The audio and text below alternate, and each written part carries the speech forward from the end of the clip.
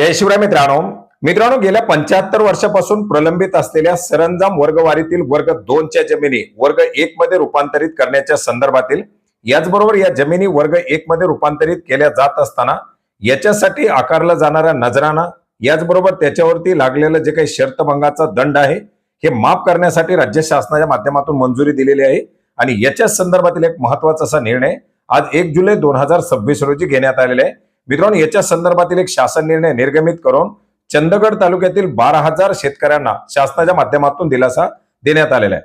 मित्रांनो, कोल्हापूर जिल्ह्यातील चंदगड तालुक्यामधील 1951च्या पूर्वीच्या इनामी अर्थात क्लास 2 सरंजामी जमिनी या अनेक वर्षापासून प्रलंबित होत्या आणि या जमिनीचे जुने अधिकार अभिलेख जुनी कागदपत्र उपलब्ध नसताना सुद्धा प्रत्यक्ष ताबा आणि ऐतिहासिक परिस्थितीचा विचार करून या जमिनी वर्ग 2 मधून वर्ग 1 करण्याच्या संदर्भात हा एक महत्त्वाचा असा निर्णय घेण्यात आलेला आहे। चंदगड तालुक्यातील जवळजवळ 11,394 हेक्टरच्या या वर्ग 2 च्या इनामी सरंजामी जमिनी आता मुक्त धारणेचा अर्थात फ्री होल्डचा दर्जा देण्याचा शासनाच्या माध्यमातून निर्णय घेण्यात आलेला आहे। संभाजीराव हनुमंतराव सावंत भोसले यांचं हे जे काही सरंजाम होतं याला हेरे सरंजाम या नावानं संबोधलं जात होतं। याच्यामध्ये एकूण 55 गावाची संख्या होती। 1952 मध्ये हे इनाम खालसा करण्यात आलं, परंतु या जमिनी अद्यापही त्या शेतकऱ्यांच्या नावावरती नव्हत्या आणि अशा या जमिनी आता त्या शेतकऱ्यांच्या नावावरती करण्यासाठी हा एक शासनाच्या माध्यमातून महत्त्वपूर्ण असा निर्णय घेण्यात आलेला आहे।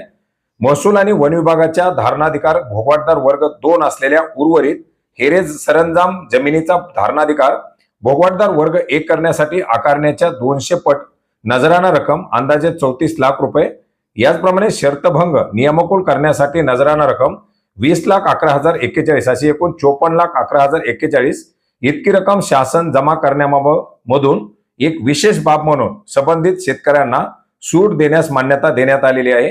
या जमिनीच्या अधिकार अभिलेखाबाबत वाद उत्पन्न झाल्यास किंवा अधिकार अभिलेखामध्ये काही त्रुटी आढळून आल्यास अंतिम निर्णय घेण्यासाठी उपविभागीय अधिकारी याचप्रमाणे तहसीलदार आणि उपाधीक्षक भूमी अभिलेख यांचा समावेश असलेली समिती गठीत करण्यासाठी मान्यता देण्यात आलेली आहे।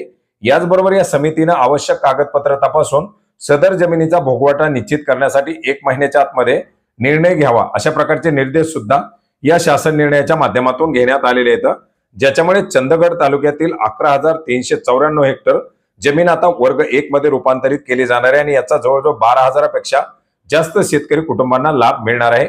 मित्रांनो, हा महत्त्वाचा असा GR आपण महाराष्ट्र.gov.in या संकेतस्थळावरती पाहू शकता। याची लिंक आपल्याला व्हिडिओच्या डिस्क्रिप्शन बॉक्समध्ये सुद्धा मिळेल। धन्यवाद।